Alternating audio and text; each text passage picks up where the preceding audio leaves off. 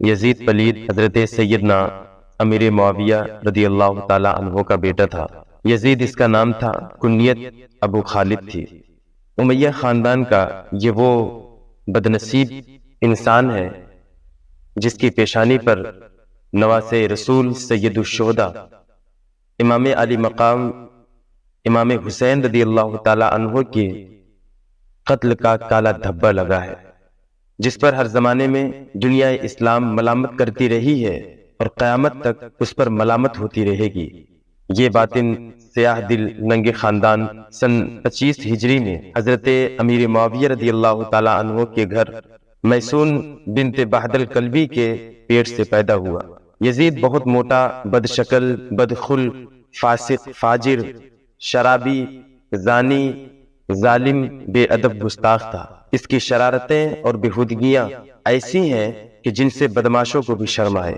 حضرت عبداللہ ابن حنظلہ غسیل الملائکہ رضی اللہ تعالیٰ عنہما فرماتے ہیں کہ خدا کی قسم ہم نے یزید پر اس وقت حملہ کرنے کی تیاری کی جب ہم کو یقین ہو گیا کہ اس کی بدکاری کے سبب ہم پر آسمان سے پتھروں کی بارش ہوگی۔ اور حضرت مجدد الفسانی رحمۃ اللہ علیہ فرماتے ہیں کہ اس بدبخت یزید نے جو کام کیا ہے کوئی کافر فرنگ بھی نہیں کرتا۔ ناظرین، یزید کے فسق و فجور کا یہ عالم تھا کہ لوگ اپنی ماں، بہن، بیٹیوں کے ساتھ شادی کیا کرتے تھے، شرابیں پی جا رہی تھی، اور یزید خود ان عورتوں سے نکاح کرتا تھا جن کو اسلام نے محرمات میں شمار کیا ہے۔ لوگوں نے نمازیں چھوڑ دی اور بہت ساری خرافات کا اعلانیہ رواج ہو گیا تھا۔ یزید پلید نے مکہ مکرمہ اور مدینہ منورہ کی بے حرمتی کرائی، ان دونوں مقدس مقامات پر حملے کروائے جن کے بارے میں سرکار نے ارشاد فرمایا تھا کہ جو مدینہ شریف کے رہنے والوں کے ساتھ برائی کا معاملہ کرے گا وہ گھل کر ایسے ختم ہو جائے گا جس طرح نمک پانی میں گھل کر ختم ہو جاتا ہے۔ علامہ ابن حجر عسقلانی رحمۃ اللہ علیہ اس حدیث کے تحت لکھتے ہیں کہ اس سے مراد کہ جو اہل مدینہ کے ساتھ برائی کا معاملہ کرے گا اللہ تعالیٰ اسے مہلت نہیں دے گا بلکہ جلد ہی اس کی حکومت ختم ہو جائے گی، جس طرح مسلم بن عقبہ وغیرہ کے ساتھ ہوا۔ مسلم بن عقبہ بھی جلد ہی ہلاک ہو گیا تھا۔ مدینہ منورہ پر لشکر کشی کرنے کے لیے بھیجنے والا یزید بھی جلد ہی اپنے انجام کو پہنچ گیا تھا۔ اس ظالم یزید نے مکہ معظمہ پر حملہ کروایا، کعبۃ اللہ شریف پر پتھروں کی بارش کروائی، کعبہ شریف میں آگ لگوائی جس سے کعبہ شریف کا چھت اور پردہ جل گیا۔ حضرت اسماعیل علیہ السلام کے فدیے میں آنے والے دمبے کے سینگ خانہ کعبہ کے اندر رکھے ہوئے تھے، وہ بھی جل گئے۔ کعبہ شریف میں پناہ لینے والوں کو بے دردی کے ساتھ شہید کر دیا گیا۔ ہزاروں صحابہ اور صحابیات کو ناحق قتل کیا گیا۔ مسجد نبوی میں گھوڑے باندھے گئے، 3 دن تک مسجد نبوی میں نہ اذان ہوئی نہ نماز ہوئی، اور ہزاروں صحابہ کرام کو یہاں بھی شہید کیا گیا۔ ایسے لوگوں کی حکومت گرگ کی چوپائی سے زیادہ خطرناک تھی۔ اس بدبخت ظالم یزید نے ظلم و بربریت کی ساری حد پار کر دی۔ یہی وجہ ہے کہ ارباب فراست اور اصحاب اسرار اس وقت سے ڈرتے تھے جس وقت سلطنت اور حکومت کی باگو ڈور اس شقی بدبخت یزید کے ہاتھ میں آئی۔ چنانچہ حضرت ابو ہریرہ رضی اللہ تعالی عنہ جو صاحب فراست بزرگ اور جلیل القدر صحابی ہیں، انہوں نے سن 59 ہجری میں اللہ کی بارگاہ میں دعا کی، یا اللہ میں سن 60 ہجری کی شروعات سے اور لڑکوں کی حکومت سے تیری پناہ چاہتا ہوں۔ چنانچہ یزید سن 60 ہجری میں حکمران بنا اور حضرت ابو ہریرہ رضی اللہ تعالی عنہ کی اللہ نے دعا قبول فرما لی، اور یزیدی حکومت سے 1 سال پہلے سن 59 ہجری میں مدینہ منورہ میں حضرت ابو ہریرہ رضی اللہ تعالی عنہ وصال فرما گئے۔ ناظرین کرام، یزید کی تباہ کاریوں کے بارے میں میرے سرکار علیہ الصلوۃ والتسلیم نے پہلے ہی اس کا نام لے کر کے بتا دیا تھا۔ چنانچہ حضرت ابو دردہ رضی اللہ تعالیٰ عنہ کہتے ہیں کہ میں نے حضور کو فرماتے ہوئے سنا کہ میری سنت کا پہلا بدلنے والا بنو امیہ کا ایک شخص ہوگا جس کا نام یزید ہوگا۔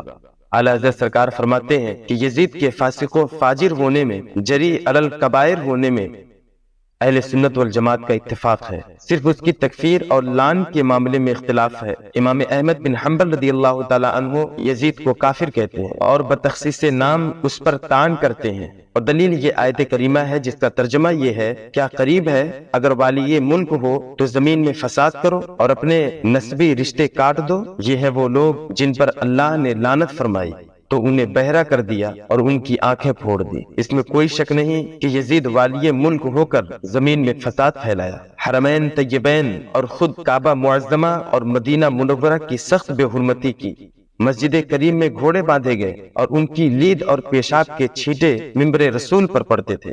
3 دن تک مسجد نبوی بغیر اذان اور بغیر نماز کے رہی۔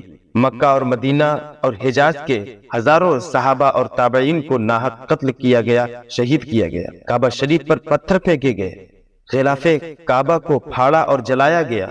مدینہ منورہ کی پاک دامن اور مومنہ خواتین 3 شبانہ روز اپنے لشکر پر حلال کر دی گئیں۔ رسول اللہ کے جگر پارے کو 3 دن بھوکا پیاسا رکھ کر اپنے ساتھیوں کی تیغ ظلم سے ذبح کیا گیا۔ مصطفیٰ کے پالے ہوئے تن نازنین پہ شہادت کے بعد گھوڑے دوڑائے گئے، یہاں تک کہ ہڈیاں مبارک چور ہو گئیں۔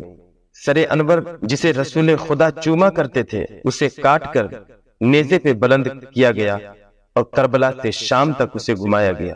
اہل بیت کی مقدس اور محترم خواتین کو قید کیا گیا اور بے حرمتی کے ساتھ اس خبیث کے دربار میں لے جائی گئیں۔ اس سے بڑھ کر زمین میں فساد اور کیا ہوگا؟ ملعون ہے وہ شخص جو ان حرکتوں کو فسق و فجور نہ جانے۔ قرآن پاک میں صراحت کے ساتھ اس پر لعنہم اللہ فرمایا گیا، لہذا امام احمد بن حنبل اور ان کے موافقین اس پر لعنت کرتے ہیں، اور ہمارے امام اعظم رضی اللہ تعالی عنہ نے اس سے احتیاطاً سکوت فرمایا ہے۔ ناظرین کرام، اعلیٰ حضرت سے یزید کی بخشش کے متعلق پوچھا گیا تو آپ نے اس کا جواب ارشاد فرمایا کہ اہل سنت والجماعت کے نزدیک یزید کے تعلق سے 3 اقوال ہیں۔ امام احمد بن حنبل رضی اللہ تعالی عنہ اسے کافر کہتے ہیں، لہذا اس کی بخشش ہرگز نہیں ہوگی۔ امام غزالی وغیرہ اسے مسلمان سمجھتے ہیں، مسلمان جانتے ہیں، تو اس پر کتنا بھی سخت عذاب کیوں نہ ہو آخرکار بخشش ضرور ہوگی۔ اور ہمارے امام اعظم رضی اللہ تعالی عنہ نے سکوت فرمایا کہ نہ ہم اسے مومن کہیں گے اور نہ ہی کافر کہیں گے۔ ناظرین کرام، یہ بات واضح ہو گئی کہ یزید کیسا تھا اور اس نے کیسے کیسے مظالم ڈھائے، اور یہ بھی ظاہر ہو گیا کہ یزید کو ہم کیا کہہ سکتے ہیں اور کیا نہیں کہہ سکتے۔ لہذا جو لوگ امام اعظم کے ماننے والے ہیں ان کو چاہیے کہ اپنے امام کے فتوے پر عمل کرتے ہوئے یزید پر لعنت کرنے اور اس کو کافر کہنے سے خاموشی اختیار کریں، لیکن اس کو فاسق اور فاجر ضرور جانیں۔ اور جو لوگ اسے امیر المومنین کہتے ہیں یا لکھتے ہیں اور معاذ اللہ امام پاک کو باغی اور خطا کار کہتے ہیں یا لکھتے ہیں، تو ایسے لوگ گمراہ، بددین، دشمن اہل بیت اور خارجی ہیں۔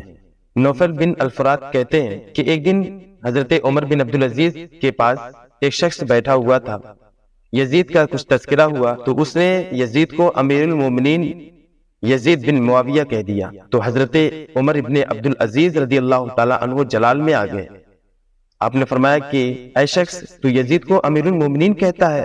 پھر آپ نے حکم دیا کہ اس کو یزید کو امیر المومنین کہنے کے جرم میں 20 کوڑے لگائے جائیں۔ ناظرین، حضرت عمر ابن عبدالعزیز بنو امیہ کے ہی ایک فرد تھے، لیکن آپ نے عدل کا اور انصاف کا ایسا جوہر دکھایا کہ آپ کی حکومت کو، آپ کی خلافت کو خلافت راشدہ میں شمار کیا جانے لگا۔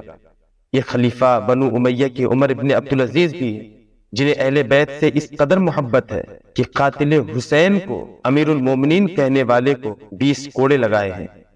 حضور کا فرمان کہ جو مدینہ شریف کے رہنے والوں کے ساتھ برائی کا معاملہ کرے گا وہ ایسے ہی گھل کر ختم ہو جائے گا جسے نمک پانی میں گھل کر ختم ہو جاتا ہے۔ چنانچہ اس حدیث کے تحت حضرت شیخ عبدالحق محدث دہلوی رضی اللہ تعالیٰ عنہ لکھتے ہیں کہ یزید شقی کے حال سے یہ بات ثابت ہے کہ وہ واقعہ حرہ کے بعد تھوڑی مدت میں ہی ہلاک ہو گیا، اللہ تعالیٰ کی گرفت میں آیا اور سل اور دق یعنی ٹی بی کے مرض میں گھلتا ہوا شراب کے نشے میں شہر ہمس میں 15 ربیع الاول سن 64 ہجری کو 39 سال کی عمر میں مر گیا۔ اس نے کل 3 برس 7 مہینے حکومت، مرنے کے بعد بھی ذلت و رسوائی نے اس کا پیچھا نہیں چھوڑا۔ چنانچہ سن 125 ہجری میں عباسیوں کے دائی ابو مسلم خراسانی جب اقتدار پر قابض ہوا اور اموی خاندان کا خاتمہ کیا تو اہل بیت کے انتقام میں اس نے حضرت عمر بن عبدالعزیز رضی اللہ تعالی عنہ کے علاوہ تمام اموی خلفاء جس میں یزید بھی شامل ہے ان کی قبر کو تلاش کر کے قبر کھود کر ان تمام خلفاء کے لاشوں کو نکال کر کے ان کو 80 کوڑے مارے، اور اس کے بعد ان لاشوں کو سولی پر لٹکایا، اس کے بعد آگ کے حوالے کر دیا، اور وہ لاشیں جل کر خاک ہو گئی۔ نوچ لوں بال تیرے، کھینچ لوں کھال تیری، دل یہ چاہتا ہے زندہ ہی جلا دو تجھ کو۔